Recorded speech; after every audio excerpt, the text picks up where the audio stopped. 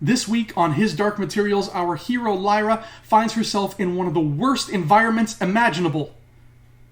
Trapped inside a luxury apartment building with a beautiful woman.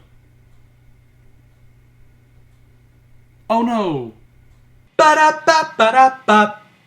Hello my friends, I'm Andrew Fantasia. Thanks for tuning in to Thumb Together TV. Today we're going to be talking about His Dark Materials, Episode 2, The Idea of North Together. As usual, if you enjoyed this video, please feel free to give it a thumbs up and give some love to that subscribe button as well. Otherwise, I will be locked inside a luxury apartment building with a beautiful woman, and dear God, do not like or subscribe to this video. In all seriousness, His Dark Materials Episode 2 is a huge step up, for me at least, from Episode 1. Episode 1 was just kind of this rushed little piece of introductory business that springboarded the story, but 2 was actually, I was expecting 2 to be worse. And the reason why was just because I know the books fairly well, and in my head, the opening with Lord Asriel and showing off the dust and everything and all that is more interesting than when she goes to live with Mrs. Coulter and meets all the Egyptians and all that stuff goes on. However, they really did a good job of taking her time with Mrs. Coulter, stretching it into an episode, and making it severely tense. There are 2 big characters who I felt got kind of shortchanged last week in the pilot. One of those characters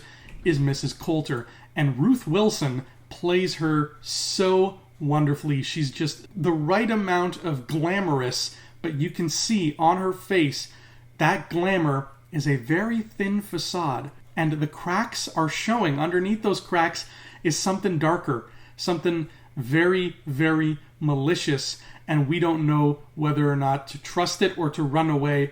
Our gut instinct says run away, so does Lyra's, and thankfully that's what she does. But Mrs. Coulter really shines in this episode. She is played with just this wonderful, bubbling fury and tension. You can just feel that she has all these emotions hiding just underneath this gorgeous facade she puts on, and that they are ready to explode at any minute. The moment when she's all pissed off and she walks out of Lyra's room and she just hits her demon in the head is perfect. It is perfectly suited to the character of Mrs. Coulter. I was like, that's her! There she is! Mrs. Coulter's alive now! She's right in front of me on the TV screen. Ruth Wilson is just killing it. Every time she's on screen, she's fascinating, and it's not just because she's a gorgeous lady. It's because she is really imbuing every facet of this very complex character. Now, unfortunately, if you've not read the books, I'm not going to spoil things for you, but I will just say this. As the stories go on, Mrs. Coulter becomes less and less of a front and center character, to the point where you almost never see her in, I think, book 2. So it's sad for me because Ruth Wilson is doing such a fantastic job, but I know that we're going to be focusing more on other characters, and it's a shame because she is great. However, there may be a way around this, but we'll get to that in a minute, because I mentioned there were 2 characters in the pilot who were shortchanged, and this time they got their due. And the other character, who is arguably, in my opinion, the most important character of the series, that's Pan. Lyra's demon Pan is so crucial to everything, and I'm not saying that plot-wise, that's not a spoiler to know that. I'm just saying, in the overall emotional narrative of His Dark Materials, Pantalaimon is probably, front and center with very good reason. He is the demon of our main character. He is our main character's soul. So last week, when we barely got more than one close-up of Pan, I was like, oh man, why is this a budget thing? Are they not able to animate this ferret running around? I need more Pan in my life, please. I got more Pan in my life this week. Pan was front and center a lot. He had a lot of lines of dialogue. They showed his face. They showed him changing. Pan could not have been more perfect in this episode. He was truly Lyra's companion, her homie. He's her boy. He's got her back, and he's doing all his demon things at appropriate times, changing shape, fluttering into a moth, going into air vents, always sticking by her side, though, and getting into trouble alongside her. It is 100% Pan. He's there. So though the pilot may have shortchanged these 2 characters, they came back with a vengeance in Episode 2 and made Episode 2 that much greater. Now, as I said before, there is a way to work around the fact that Mrs. Coulter is absent for a huge chunk of this trilogy. And what gives me hope for that is another little character named Lord Borya. Lord Borya has been in these past 2 episodes. He is the man who is, I think he's a priest, or if not a priest, then at least he works for the magisterium. He works for the church, and he's not a very nice fellow. He's kind of villainous.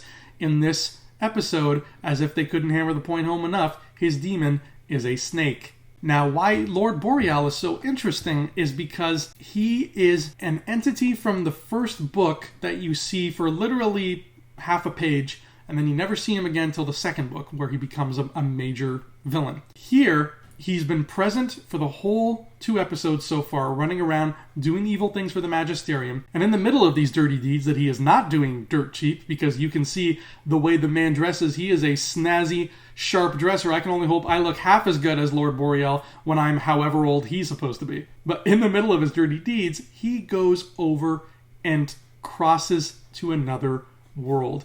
Now, his Dark Materials has other parallel universes. That's the whole shtick of his Dark Materials. We don't see any of them in the books till book 2. Here, they're rip-roaring right ahead with that, and they're like, no, you're seeing a parallel world in episode 2. And the parallel world they visit, just like in the books, is our world. A world where nobody has demons, a world where there's just regular cars and there's no flying airships everywhere. Even though flying airships would be cool, and I don't understand why that's not a thing. Except in fiction. Like, was there a day in the history of our world where everybody just kind of sat around and agreed, you know what we don't need anymore? Blimps. Don't care for them. Bring back blimps. Hashtag bring back blimps. Like, why is our sky so devoid of blimps? But the idea of seeing Lord Boreal in a more front and center role, and the idea of seeing the other universe, namely ours, in a more front and center role this soon is really, really cool to me, because they're taking liberties with the plot. And the plot's not even really outdated, because remember, these books were written in like the mid to late 90s. This isn't like a 50-year-old thing like Tolkien stuff where they're like, we better change some of this because some of it sucks. This is a book that's like barely 20 years old.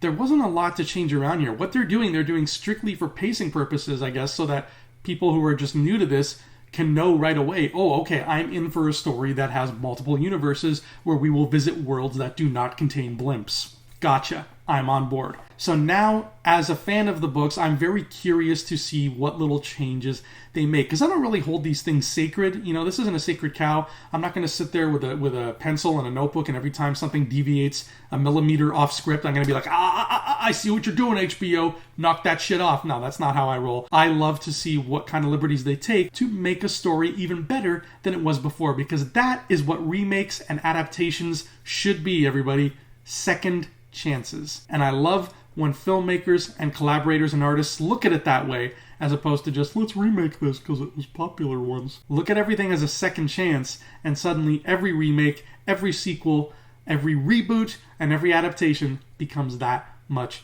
better. So, Episode 2, The Idea of North, was definitely better than Episode 1, and we end with some really dark stuff happening to our kids. If you don't know what is happening to these kids, trust me, it is only going to get worse from here. Yeah, this isn't going to be a jolly, happy, fun time building snowmen in the north with these British orphan children. No. This is going to get dark. So brace yourselves for that. It's not called His Light Materials, folks. Okay? But anyway, that has been his Dark Materials for this week. I'm Andrew Fantasia. Thank you so much for tuning in. I'll see you here next time, and until then, adios.